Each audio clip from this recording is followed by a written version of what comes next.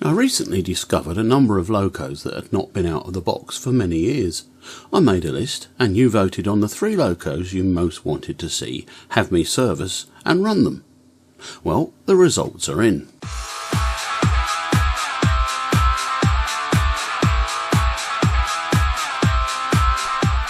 Coming in at number 3 we have this Airfix Royal Scotch. She arrived with me in 1985 and saw extensive service about the railway.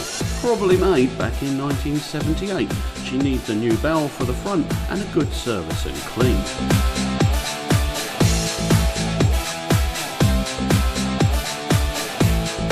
At number 2 we have the very handsome Bachmann 4MT tank. She arrived with me in October 2001 for just £46. Bachmann had to send out new motors as the original batch soon burnt out. My database says she's a real bugger to work on, so lots of challenges for me there then. And at number 1 we have the mainline Jubilee named Leander, after HMS Leander, which was in turn named after a character from Greek mythology. Made back in 1979, she was one of my dad's few ready-to-run Locos.